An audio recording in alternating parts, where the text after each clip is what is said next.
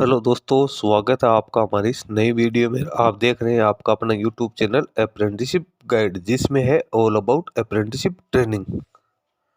दोस्तों, आज की वीडियो में हम बात करेंगे एक और परमानेंट रिक्रूटमेंट के बारे में। ये रिक्रूटमेंट निकल के आई है Ramagundam fertilizers and chemical limited corporate office से, नोएडा की ओर से निकाली गई। दोस्तों, इसके द्वारा रिक्रूटमेंट निकाली गई नॉन एग्जीक्यूटिव पदों के लिए। दोस्तों, अपन बात करें Ramagundam fertilizers and chemical limited, जिसको RFCL के नाम से जाना जाता है, जो कि एक जॉइंट वेंचर है, जो कि national fertilizers limited, engineers India limited और फर्टिलाइजर्स कॉर्पोरेशन ऑफ इंडिया के द्वारा ये एक जॉइंट वेंचर शुरू किया गया है। इसके द्वारा परमानेंट रिक्रूटमेंट निकाली गई। जिन कैंडिडेट के पास में भी इंजीनियरिंग में डिप्लोमा की क्वालिफिकेशन है, इसके साथ ही जिन कैंडिडेट के BSc या ग्रेजुएशन के क्वालिफिकेशन है, उन कैंडिडेट के लिए परमानेंट रिक्रूटमेंट निकाली गई। दोस्तों, इसका एप्लीकेशन फॉर्म है इसकी ऑफिशियल वेबसाइट के माध्यम से भरा जाएगा। और जो कैंडिडेट सारा एलिजिबिलिटी क्राइटेरिया कंप्लीट करते हैं, वो इसकी ऑफिशियल वेबसाइट के माध्यम से 10 मार्च 2024 तक इसका एप्लीकेशन फॉर्म वो सबमिट कर सकते हैं। दोस्तों, इसमें ये परमानेंट भर्ती निकाली गई, जिसमें कैंडिडेट को काफी अच्छी फैसिलिटीज यहाँ पे मिलने वाली है। दोस्तों, चलते हैं बिना देरी की इसके ऑफिशियल नोटिफिकेशन पे और चेक करते हैं सारी डिटेल्स विस्तार से। दोस्तों, अप्रेंटिसशिप ट्रेनिंग और टेक्निकल सरकारी जॉब्स के लेटेस्ट अपडेट पाने के लिए आप हमारे चैनल को सब्सक्राइब कर ले, बेल आइकन पे क्लिक कर नोटिफिकेशन ऑन कर ले, ताकि वीडियो के माध्यम से आप तक सारी जानकारी पहुंचते रहे। दोस्तों, आप हमारे टेलीग्राम चैनल और व्हाट्सएप ग्रुप को भी ज्वाइन कर ले, जिसका लिंक हमारे वीडियो के डिस्क्रिप्शन बॉक्स में अवेलेबल है, जिस पे मैं लगातार आपको अपडेट करता रहता हूं। दोस्तों, यदि आप बैंकिंग या फाइनेंशियल सेक्टर से जुड़ी रिक्रूटमेंट की लेटेस्ट अपडेट और जानकारी प्राप्त करना चाहते हैं, तो आप हमारे another YouTube channel banking jobs guide को सब्सक्राइब कर ले, जिसका लिंक हमारी वीडियो के डिस्क्रिप्शन बॉक्स में अवेलेबल है, जिस पे मैं लगातार बैंकिंग सेक्टर और फाइनेंशियल सेक्टर के द्वारा जो भी वैकेंसी निकाल जाती है, उससे संबंधित वीडियो अपलोड करता रहता हूँ।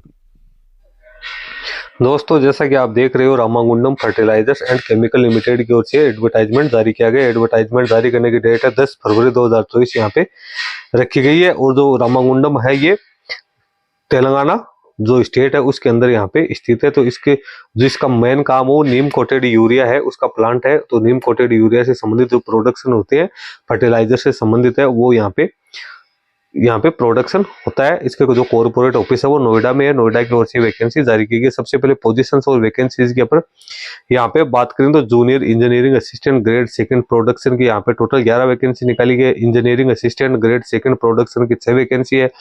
Junior engineering assistant grade second mechanical की 3 वैकेंसी है। Engineering assistant grade second electrical की 1 वैकेंसी है। Junior engineering assistant grade second instrumentation की यहाँ पे 4 वैकेंसी निकाली गई है। फिर engineering assistant grade second instrumentation की 2 वैकेंसी है।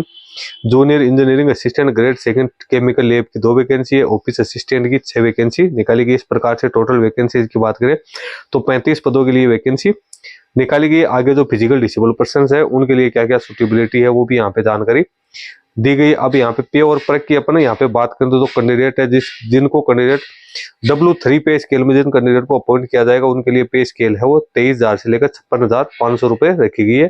और जो W6 पे स्केल में आएंगे, उन कैंडिडेट्स के लिए 25,000 से लेकर 27,000 रुपए सैलरी रखी गई है। अब आज डेजिग्नेशन देख सकते हो, W3 में कौन आएगा? Junior engineering assistant grade second, जिसमें production, mechanical, instrumentation, chemical lab और ऑफिस असिस्टेंट ग्रेड थर्ड है वो शामिल है। और W6 लेवल में कौन कौन आएंगे? Engineering assistant grade second, production, electrical और इंस्ट्रूमेंट कैंडिडेट है वो इसमें शामिल होंगे। इसके साथ ही कैंडिडेट को जो अदर अलाउंस है, जिसके अंदर DA, company accommodation, house rent वगैरह, ग्रेजुएटी प्रोविडेंट फंड और मेडिकल फैसिलिटी जो टाइम टू टाइम कैंडिडेट को मिलती है, वो सारी फैसिलिटीज यहाँ पे दी जाएगी। एसेंशियल और मैंडेटरी एलिजिबिलिटी क्राइटेरिया की बात करें तो इसके मिनिमम एजुकेशन क्वालिफिकेशन और यहाँ पे पोस्ट क्वालिफिकेशन एक्सपीरियंस आपको दोनों यहाँ पे देखने को मिल जाएगा। Junior engineer assistant grade second production के लिए एज लिमिट वो मिनिमम 18 वर्ष, मैक्सिमम 30 वर्ष है। इसमें कैंडिडेट के पास BSc की फिजिक्स, केमिस्ट्री, मैथमेटिक्स में डिग्री होनी जरूरी है। कैंडिडेट के पास में केमिकल इंजीनियरिंग या टेक्नोलॉजी में डिप्लोमा होना जरूरी है। यहाँ पे कोई एक्सपीरियंस रिक्वायर्ड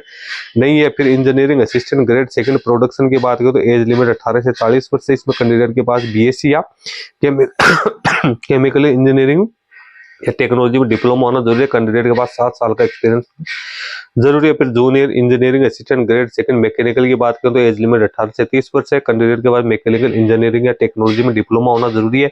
यहाँ पे भी कोई एक्सपीरियंस है वो रिक्वायर्ड नहीं मांगा गया। Engineering assistant grade second electrical की बात करें तो एज लिमिट 18 से 40 वर्ष है। इलेक्ट्रिकल या इलेक्ट्रिकल इलेक्ट्रॉनिक्स इंजीनियरिंग या टेक्नोलॉजी में डिप्लोमा होना जरूरी है। 7 साल का एक्सपीरियंस यहाँ पे मांगा गया है। इसके साथ ही कैंडिडेट के लिए सारी पोस्ट है उसमें 60% मार्क्स है वो मिनिमम होने जरूरी है। एजुकेशन क्वालिफिकेशन में अनरिजर्व ओबीसी ईडब्ल्यूएस के लिए 60% है। SC ST physical disable person के लिए 55% यहाँ पे मार्क्स होने जरूरी है। मिनिमम क्राइटेरिया रखा गया है। फिर junior engineering assistant grade second instrumentation की बात करें तो एज लिमिट 18 से 30 वर्ष है कैंडिडेट के पास में। Instrumentation and control, electronic instrumentation, electronics instrumentation control और industrial instrumentation process control instrumentation, electronic electrical applied electronics and instrumentation, electronics communication और इलेक्ट्रॉनिक्स एंड कंट्रोल इंजीनियरिंग में डिप्लोमा होना जरूरी है। यहाँ पे भी कोई एक्सपीरियंस रिक्वायर्ड नहीं मांगा गया। फिर engineering assistant grade second instrumentation की बात करें तो एज लिमिट 18 से 40 वर्ष है। इसमें कैंडिडेट के पास में डिप्लोमा होना जरूरी है। 7 साल का एक्सपीरियंस यहाँ पे मांगा गया है। Junior engineering assistant grade second chemical lab की बात करें एज लिमिट 18 से 30 वर्ष है।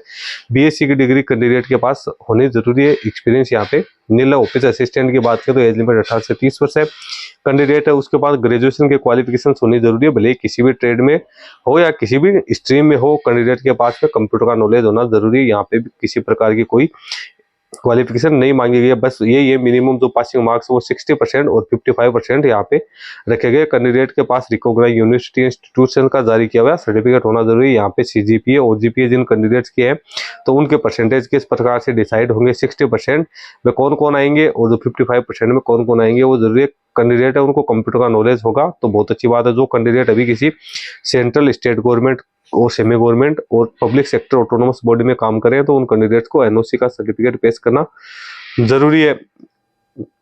यहाँ पे जिन कैंडिडेट के पास अप्रेंटिसशिप का एक्सपीरियंस है तो उसको यहाँ पे काउंट नहीं किया जाएगा। कट ऑफ डेट की बात करें तो 29 फरवरी 2024 इसके कट ऑफ डेट रखी गई। यानी सारा जो एलिजिबिलिटी क्राइटेरिया 29/2/2024 को कैंडिडेट के पास कंप्लीट होना जरूरी है। इसके साथ ही कैंडिडेट जो एससी एसटी ओबीसी से बिलोंग करते हैं उनको एज में यहाँ पे छूट भी दी जाएगी। उसके बाद में आगे अपन चलते हैं तो यहाँ पे एप्लीकेशन फी की बात करें तो यहाँ पे नॉन रिफंडेबल 200 रुपए एप्लीकेशन फी रखी गई है जो कि अनरिजर्व ओबीसी ईडब्ल्यूएस के कैंडिडेट को पेमेंट करने जरिए। इसके साथ ही जो बैंक चार्जेस है वो अलग से एप्लीकेबल यहाँ पे होंगे। SC ST physical disable person, एक सर्विसमैन और जो डिपार्टमेंटल कैंडिडेट्स है उनको एप्लीकेशन फीस से एग्जम्प्टेड रखा गया है। अब स्टे फॉर अप्लाइंग है तो कैंडिडेट को एप्लीकेशन फॉर्म भरने के लिए 10 फरवरी 2024 से 10/3/2024 तक का टाइम दिया गया है। इसके लिए कैंडिडेट को www.rfcl.co.in के कैरियर सेक्शन में जाना है। वहाँ पे ऑनलाइन मोड में एप्लीकेशन फॉर्म सबमिट करना जरूरी है। कैंडिडेट है वो सिर्फ एक ही पोस्ट के लिए यहाँ पे अप्लाई कर पाएगा। तो ये चीज है, कैंडिडेट ध्यान रखिए कि वो एक से ज्यादा मल्टीपल पोस्ट के लिए यहाँ पे अप्लाई करने की कोशिश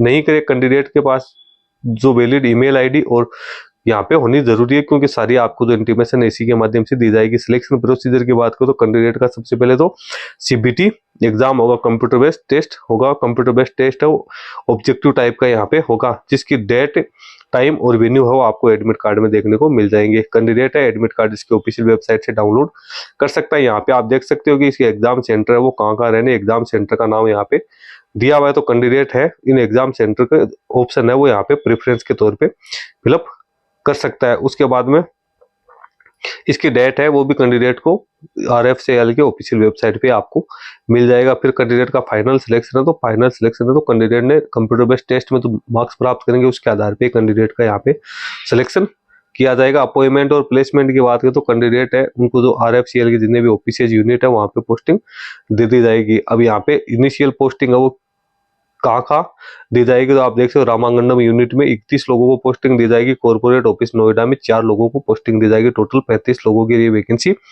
निकाली गई है। ऑल इंडिया के कैंडिडेट है इसमें अपना एप्लीकेशन फॉर्म सबमिट कर सकते हैं। डेट ऑफ बर्थ के लिए यहाँ पे 10th की जो मार्कशीट है उसको वैलिड माना गया। तो दोस्तों जो भी कैंडिडेट सारा एलिजिबिलिटी क्राइटेरिया कंप्लीट करते हैं तो वो इसमें एप्लीकेशन फॉर्म सबमिट कर सकते हैं। इसमें जो W3 की जितनी भी वैकेंसी निकाली गई है उसमें कोई एक्सपीरियंस रिक्वायर्ड नहीं है, जबकि जो W6 की वैकेंसी है उसमें 7 साल का एक्सपीरियंस मांगा गया। यहाँ पे कोई क्वेरी है तो कैंडिडेट इस पे मेल करके यहाँ पे कॉन्टेक्ट कर सकता है। इसके साथ ही इंपॉर्टेंट डेट्स की अपने यहाँ पे बात करें तो यहाँ पे इसका एप्लीकेशन फॉर्म भरने की जो डेट है वो मैंने आपको बता दिया 10/3/2024 तक रखी गई है। तो दोस्तों इसका लिंक मैं अपने वीडियो के डिस्क्रिप्शन बॉक्स में डाल दूंगा जहाँ से आप इसको डाउनलोड करके केयरफुली रीड कर लो। इसके बारे में अगर कोई अपडेट आएगी तो मैं अपने यूट्यूब चैनल के माध्यम से आपको इंटीमेट करता रहूंगा। इस वीडियो में इतना ही। वीडियो अच्छा लगे लाइक शेयर करना, कोई क्वेरी हो कमेंट करके बताना। धन्यवाद।